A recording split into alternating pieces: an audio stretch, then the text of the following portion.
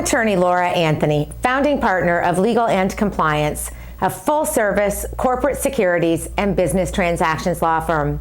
Today is the continuation in a LawCast series detailing the OTCQX listing requirements. To be eligible to trade on the OTCQX tier of OTC Markets, all companies must meet one of the following exemptions to the penny stock definition.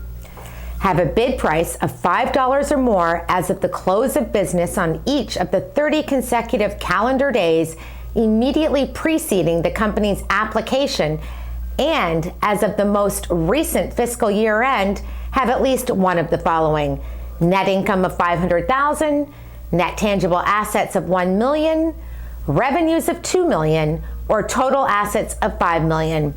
Or 2, have net tangible assets of $2 million if the company has been in continuous operation for at least 3 years, or $5 million if the company has been in continuous operation for less than 3 years, which qualification can be satisfied as of the end of a fiscal period or as a result of an interim capital raise. Or finally, 3, have average revenue of at least $6 million for the last 3 years.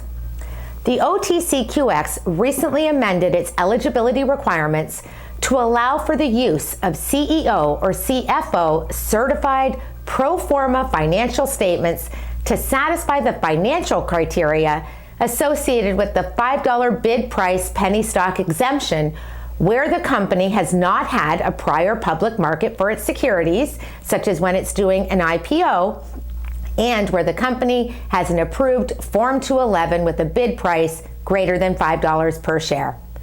A company seeking to rely on pro forma financial statements must file such statements through the EDGAR database with the SEC or on OTC Markets, which are certified by the company's CEO or CFO.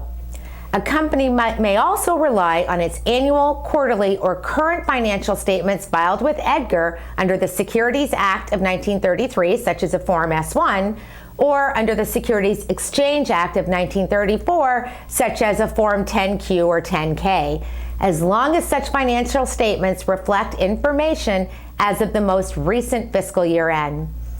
In addition, a company must make a written request to OTC Markets for a waiver of the requirement that it maintain a bid price over $5 per share as of the close of business on each of the 30 consecutive days prior to the date of application.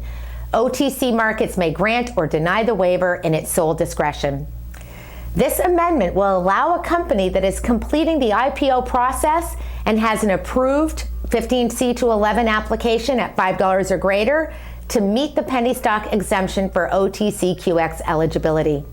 In addition, such company will not need to wait until its current fiscal year end audit is completed to satisfy the qualification criteria. This will be especially helpful for a company that is completing an IPO in Q1 of its fiscal year. I'm securities attorney Laura Anthony, founding partner of Legal and Compliance and producer of LawCast. Should you have any questions about today's topic, please visit securitieslawblog.com and lawcast.com or contact me directly. Inquiries of a technical nature are always encouraged.